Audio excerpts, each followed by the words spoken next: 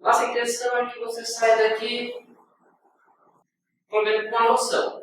Esse é um curso, antigamente era conhecido evangelismo explosivo, eu ouvi falar, acho que só a Márcia talvez eu ouvi falar, né? Mas o que eu vou falar agora, ela vai dizer que já até participou, né? Mas que foi adaptado pelo Evangelho em sua mão. Você ouviu, né, Márcia? Você fez ele lá no? Não. Não fez, né? O que é o Evangelho em sua mão? É você evangelizar usando a palma da sua mão. Fizemos em sala. Hã? Fizemos em sala de aula, não na rua. Perfeito. Isso. Então, é usar o Evangelho usando a sua mão, pregar o Evangelho usando a sua mão, usando os 5 dedos. Tá bom? Então, é fácil demais porque essa dinâmica ajuda você a lembrar como evangelizar, em que parte você está, e dessa forma te ajuda a você a concluir depois que você usou sua palma da mão até poder até fazer um apelo no bom sentido de ter sempre tem realmente a certeza da salvação, tá? Então,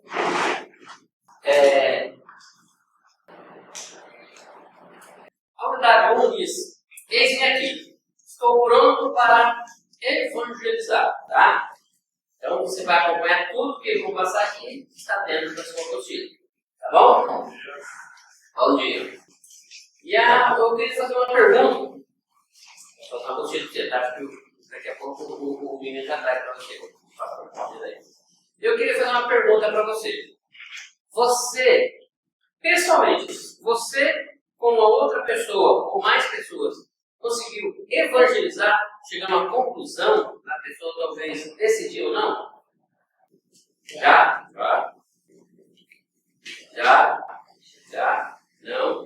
Não. Você já chegou o momento de evangelizar uma pessoa, de chegar, começar a pregar o evangelho e concluir, nem que a pessoa não decida? Já teve? Essa experiência que muitos já tiveram, até concluíram, mas olhando em estatística, 95% dos membros de igrejas, geral, não era criteriano, geral, dos evangélicos, nunca evangelizou pessoalmente. 95% nunca chegou a falar de Jesus. Então, de ter vendo isso aqui é uma consequência um reflexo que é a igreja. A igreja tem um certo medo, receio de evangelizar. Por isso essa palavra dele aqui é algo muito sério, tá? Por que estamos aqui? O que você espera aprender ou alcançar nesse curso, né? Então você vai olhar aí na tua apostila e você vai poder responder. A apostila foi dada para isso, para você mesmo responder, tá bom? Enquanto vocês respondem, eu vou lá, você daí para tirar uma chefe, que você vai demorar, e aí já pode responder. Por que você deseja compartilhar sua fé com os outros? E a terceira, porque houve tanta explosão do evangelho na igreja, evangelismo explosivo, era em 16 aulas. Viu só, 16 aulas. E 16 visitas evangelísticas. O Evangelho de sua mão hoje resumiu para 8 aulas. Vamos fazer. Estamos na unidade 1. Será 8 unidades. Resumimos em 8 semanas para 8 horas. Então, cada unidade vamos tentar gastar 1 hora, uma média, né? E 8 visitas. Então, você vê que não adianta nada a gente aprender e não praticar. Então, a prática é o melhor resultado do ensino, tá? A gente aprende e vive o que a gente aprendeu.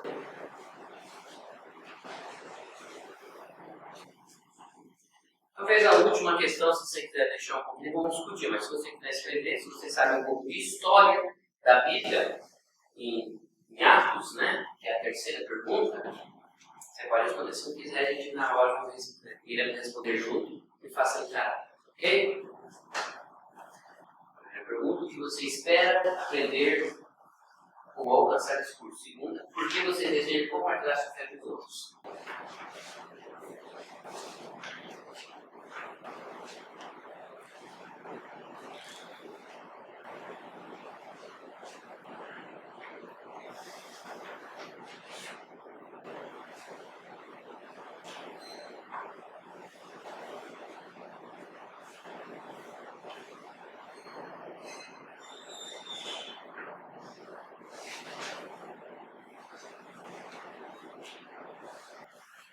só um minuto para você estar aí prestando o que a gente faz durante a aula.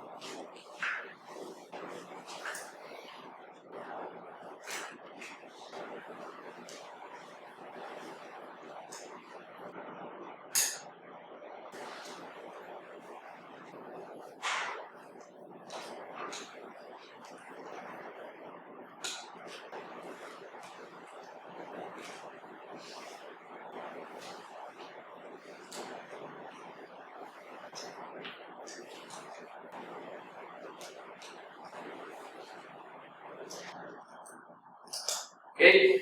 Vamos lá então? Eu perguntei o seu nome, agora você. Sinária. Sinara, o que você responderia nessa primeira pergunta? O que você espera aprender? Eu espero aprender de uma forma fácil, acho que não é tão, nunca vai ser fácil, mas de uma forma mais prática, um jeito mais simples de compartilhar com a ideia. Então, você tem essa vontade? Sim. Já teve algum evangelismo pessoal? Você teve uma pessoa? Não. Miriam? Ela falou de evangelizar de uma forma mais fácil, que é só assim, compreender de uma forma melhor e é só sentir vontade de saber desse Deus. Perfeitamente. A vontade de evangelizar, todos os membros têm. Todos os cristãos têm. O que elas estão respondendo, eu creio que talvez a Marina também vão responder isso, é que não tem estratégia. E o que nós vamos estudar hoje aqui é uma estratégia, não é que a ação é do Espírito Santo. Não adianta nada falar bonito, aquela coisa toda, se não tiver o Espírito Santo. Por isso, dentro do curso, eles vão ver isso, sobre a oração, sobre a oração, a comunhão com Deus, essas coisas todas. Mas é o desejo. Mas como chegar às pessoas, o que fazer, é o que dificulta. Mas a vontade, a primeira pergunta veio a chamar isso, né? O que você respondeu? De forma complementar aos outros modos, criar e melhorar sermões e evangelismo. Isso, perfeitamente. Ele diz que jamais é teólogo, né? Está pensando nisso por o evangelismo. Não seguir tanto pessoal, mas isso aqui irá melhorar a sua forma de expressar uma mensagem que poderá até, como se diz, fazer um apelo, que eu vou explicar aqui, que apelo não é um apelo, porque é questão de Deus, né? Vão vir, mesmo que ainda não se encontraram, ainda vão ser achados, tá? Segunda, por que você deseja compartilhar sua fé com os outros? Segunda. Porque se não fizermos, não somos dignos da fé. Tudo bem. O nome seu mesmo que você falou? Vai. Vai, você. Porque assim, além de obedecer o líder, né? O desejo é compartilhar com as outras pessoas também a maneira de Deus, certo? Perfeito. Márcia? Idem, né? Idem. Que elas possam realmente conhecer os sentidos da parte do Espírito, que elas possam conhecer esse valor. Perfeito. Agora, nessa terceira, é onde a gente vai começar a tentar entender, porque o que a gente quer tirar de vocês é essa vontade, tá? Esse desejo. O que aconteceu na igreja primitiva? Porque quando a gente olha para a igreja, fala que converteu 120, 3 mil, 5 mil. Acima de 5 mil se fala multidões, ou seja, então quando se fala toda vez acima de 5 mil, pode ver que não se fala quantidade, né? Fala multidões. Então toda vez que você vê a palavra multidões, você pode ter certeza que é acima de 5 mil. O que levou, naquela época, as pessoas a pregarem o Evangelho de uma forma que houve uma explosão? Vamos ver com quem aqui? Irmão, não tem poder decorar os nomes, tá? A igreja passava por uma grande perseguição. Tá. Sobre a liderança dos apóstolos. A Bíblia não fala que caiu na graça. A igreja caiu na graça do povo, da multidão externa. Porque observavam aí o Espírito Santo na vida daqueles homens. Tanto no dom de palavra, como nos prodígios de milagre que eles pensavam. Sinais de ajudar. Muito bem. Vamos ver aqui, Miriam, você sabe, um histórico, né? Márcia. Olha, foi a descida do Espírito Santo, né? E aí então houve aquele temor, né? Pelo seu povo, com isso eles queriam passar aquela fé, aquele sentimento que eles sentiam dentro do alto para as pessoas. Olha que ótimo, hein? Eu vou ter que perguntar seu nome. Jean. Jean. Eu acho que o Brasil está fazendo mais coisa, porque assim, tem Deus que, né? Talvez um método ou vários métodos, mas por quê? Então tá. Só dando resposta. Vocês estão com a Bíblia, né? Agora estou lembrando de Deus, não é que eu falo em Bíblia, né? Tem que usar, né? Mas leia Atos, só para a gente conhecer um pouco a história, o 8. Porque o texto, você que leu sobre a descida, né? Atos 8, você lê 2:42. Tá? O Wagner vai ler lá no capítulo 8. Tá bom? Já te falo o texto. Atos 8. E você, Márcio? Não. Quem ficou com Atos 8? Você mesmo. Posso ler? Pode. Mas recebereis poder ao descer sobre vós o Espírito Santo, e sereis minhas testemunhas, tanto em Jerusalém como toda a Judéia e Samaria, e até os confins da terra. Presta atenção. Recebereis poder. A palavra poder é uma palavra que significa explosão mesmo. Vocês usaram aí. Significa a palavra dínamos, né? Que deve ser dinamite, alguma coisa desse sentido, né? Então vai vir uma explosão. Você até falou também que Deus quis, né? Estava registrado. E diz: e vocês serão minhas testemunhas. Ou seja, vocês irão até mesmo morrer por mim. Isso que vem da palavra mártir. A palavra testemunha. Eles foram mártires, porque eles testemunharam ao ponto de morrer pelo Evangelho. Então isso foi algo histórico, um acontecimento. Tá, o irmão falou que as pessoas de fora estavam olhando para a igreja e eles viam algo diferente e começaram a querer saber o que está acontecendo. Atos 2:42. Perseveraram no Cristo dos apóstolos e na comunhão do partido Paulo da Vamos continuar. Em cada alma havia temor, muitos prodígios e sinais eram feitos por intermédio dos apóstolos. Vamos continuar. Todos que creram estavam juntos e tinham tudo em comum.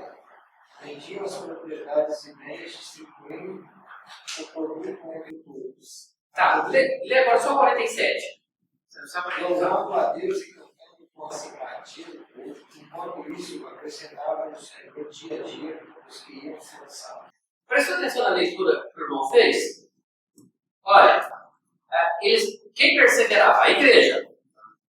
A igreja perseverava na doutrina dos apóstolos, nas orações, na comunhão, o partir do pão. Ou seja, são áreas dentro da igreja que precisa ter essa ação, perseverar na doutrina, na igreja, perseverar na oração, no partir do pão, necessitados. Pode ver que ali mostra eles vendendo as propriedades, dividindo com as pessoas que tinham necessidade. Aí o versículo 47 fecha isso dizendo o seguinte: e por causa disso contava com a simpatia, não antipatia. Hoje em dia, se nós pensarmos bem, tem pessoas que têm o que dos crentes? Antipatia. E não simpatia. Então, a igreja, ela passou a ser algo que começou a cuidar das pessoas por causa da simpatia, começou a ser simpático. E diz que Deus acrescentava dia a dia os que iam sendo salvos. Quando a gente percebe que na nossa igreja não começa a ter muito visitante, já é uma certa preocupação.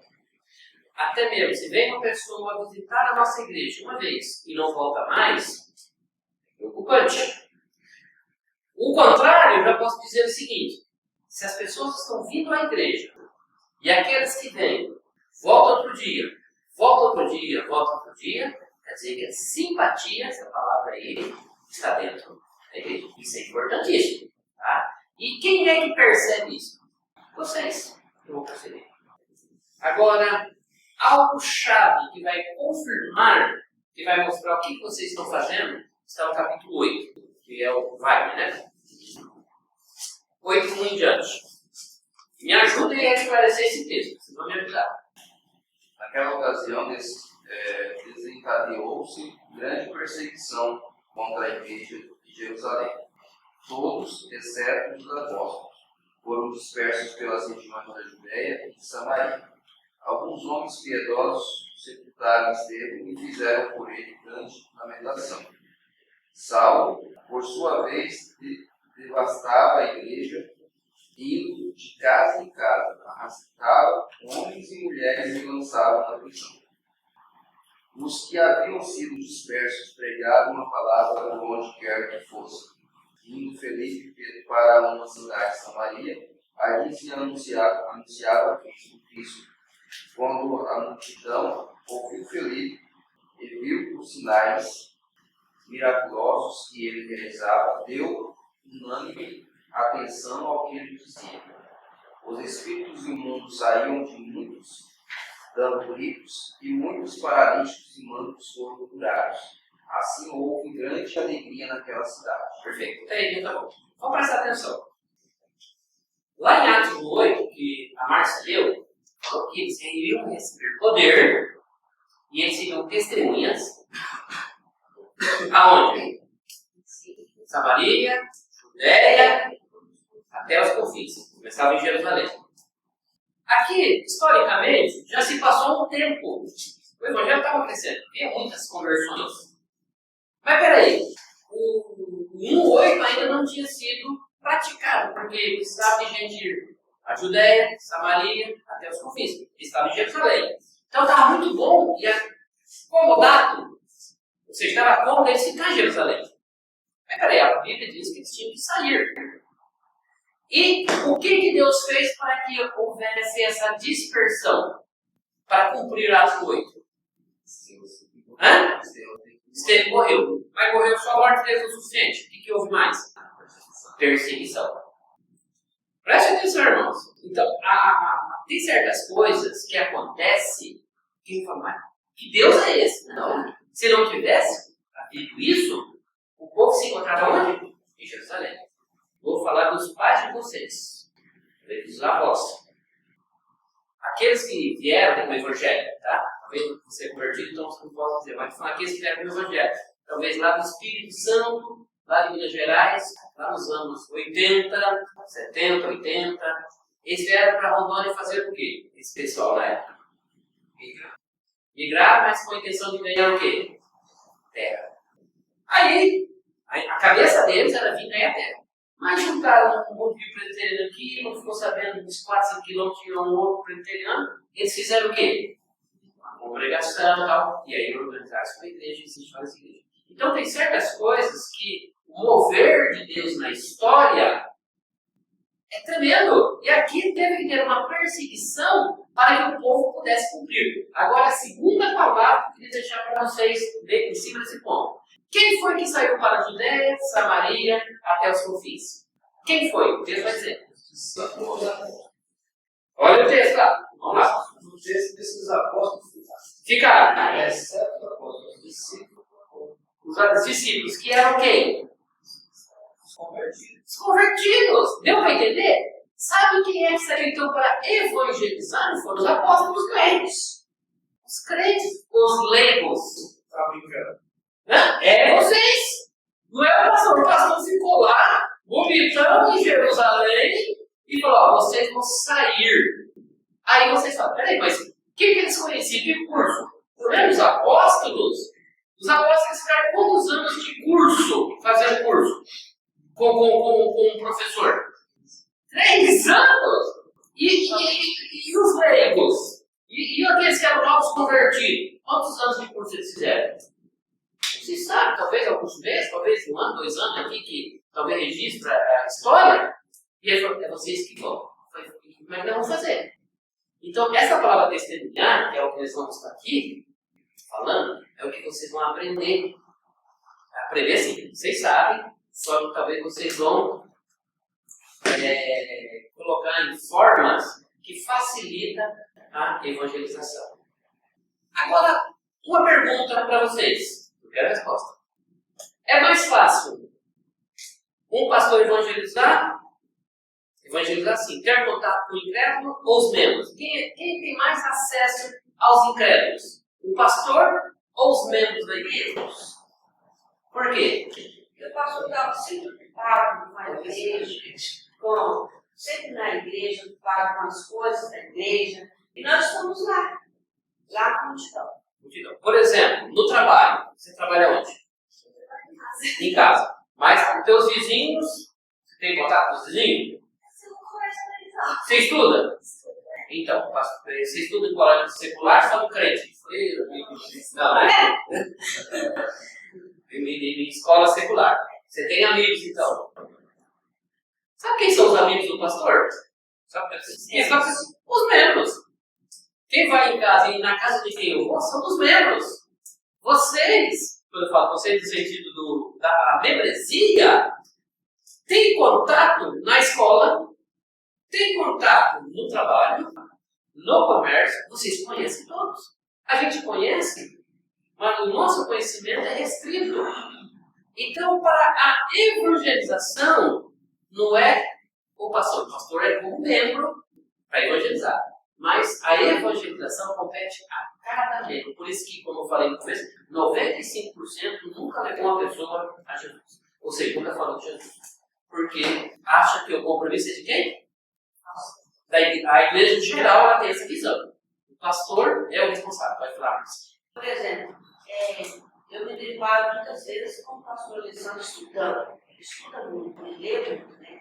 Então, assim, quando eu vejo isso, eu penso assim, bom, ele está estudando, ele está pedindo a Deus a orientação divina para fazer o sermão, e eu vou lá buscar as pessoas para ouvir. É assim. Perfeitamente. Esse foi um método que tem o seguinte. Por exemplo, o irmão até falou ali, tem que preparar um sermão evangelístico. O que a igreja faz? Pega os folhetos, sai na bem, você evangelizar, pelo menos na igreja vai ter um sermão que vai falar de Jesus. É um dos meios. O culto evangelístico. Então, chamar a comunidade, aí os leigos são bons. Não sei se posso afirmar tão bons como no passado, porque hoje, para a gente convocar alguns irmãos para entregar folheto no culto, não está sendo tão mais fácil como antigamente. Antigamente parece que eles brigavam para assistir pedindo folheto para a gente. Hoje, está mais difícil, a gente vê menos isso, né? Mas eu estou dando como exemplo, porque cada período tem o seu período de Israel. Igual a igreja Assembleia de Deus do passado, hoje ela diminuiu muito, ela evangelizava em praça. Pegava a caixinha de som e ia até o povo. E ali um pastor fazia. E os demais irmãos iam lá apoiar cantando, convidando as pessoas para cantar. É a forma de evangelismo. Mas o que nós vamos estar fazendo hoje como é algo mais pessoal. Tá? Então, eu vou treinar isso para vocês saberem como eu chegar numa pessoa e concluir esse curso. Né? Até eu digo que tem uma palavra aqui para SAF. Eu falei que para evangelizar são 3 períodos. Desses 8 estudos têm 3 partes. A introdução, que é o conectar com a pessoa. É o evangelho, que é os 5 dedos, que vão aprender. E a conclusão. Então é como um avião. Como é que você chega na pessoa? O que você fala para a pessoa? O que você faz? Um avião, quando ele vai sair, ele está o quê?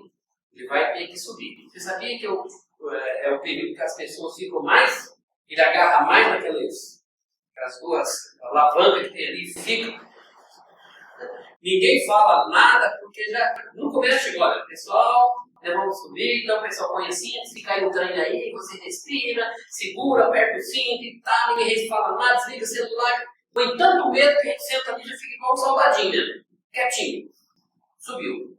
Aí quando chega lá em cima, que é a introdução, é a subida. Quando chega lá em cima, que é os 5 dedos, vocês vão aprender que é a coisa mais gostosa que tem. Aí fala, posso soltar o cinto, vai passar alguém que vai levando um lanchinho pra você, e você fala o quê?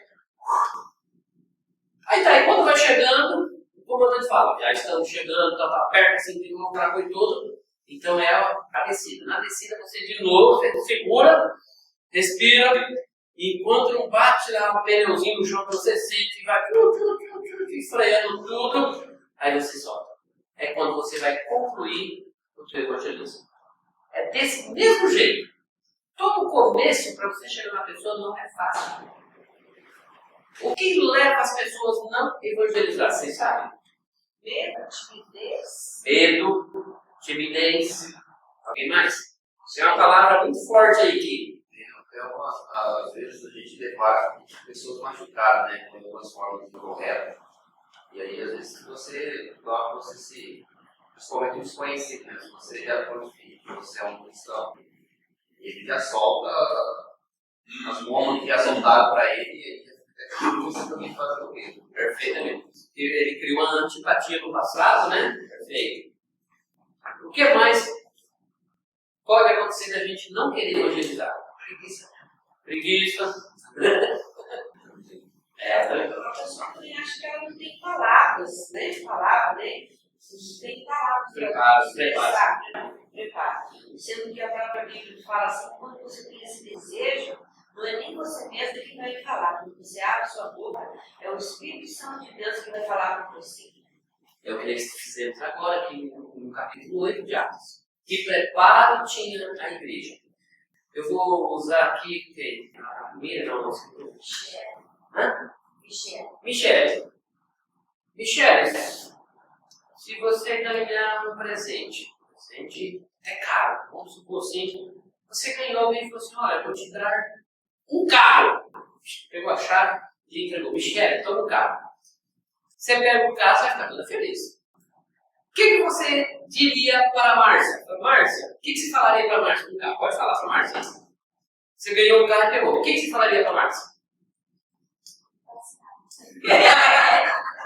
Então você vai anunciar que para ela você ganhou um carro e agora você pode passear com ela. Você não conseguiu chegar para ela falando que você ganhou um presente?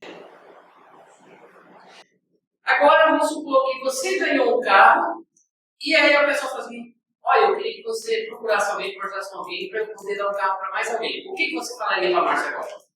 Olha, eu já ganhei um carro, eu tenho um carro e eu tenho que escolher uma pessoa para poder ganhar esse carro. O que você falaria para a Márcia? Tem que conversar, porque talvez a Márcia fica com medo, não é bingo, não é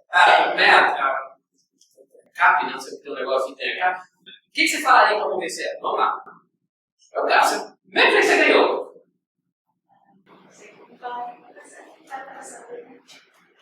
Como? Saber que ela conhece. Vamos, é isso mesmo. O que mais? A Márcia, você está conversando a Márcia para ganhar um carro? Eu acho que ela. Pergunta para ela se ela ganhou o carro. Márcia, quer um carro? Olha, boa ideia, né? Você acha do carro?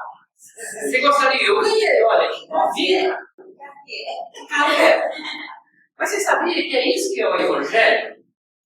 A palavra, primeiro que vocês usaram foi a palavra medo. E a gente tem medo de pregar, por quê? Porque existe um monte de perguntas que estão fazendo. Peraí, vocês não são teólogos, e nem quem é teólogo, entendeu? Não sabe de todas as respostas da Bíblia. Tem hora que a pessoa faz uma pergunta que tem acontecer na Bíblia. Né? Entendeu? Ninguém é perfeito. Assim como na medicina, assim como no quem fez direito, pode perguntar. Porque tem aquela discussão aí, teve, acabou, né? Porque é isso, que não tem interpretação certa de certas coisas, então ninguém é dono do saber. Então você não é obrigado a saber. Mas de falar do presente que você ganhou e passar para a pessoa, não é difícil. Eu ganhei a minha salvação, vou para o céu, eu preciso querer ganhar esse presente também. Mas como você ganhou? Ninguém pode saber. Então você já pode responder isso aqui, que vamos fazer uma dinâmica. Logo após, se você não respondeu essa terceira pergunta, você já teve uma ideia.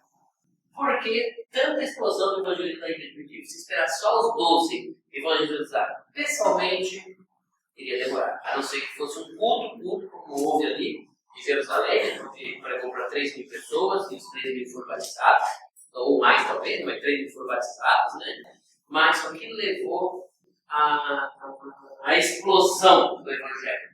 Você já respondeu? Tudo bem? Se não respondeu, você vai responder.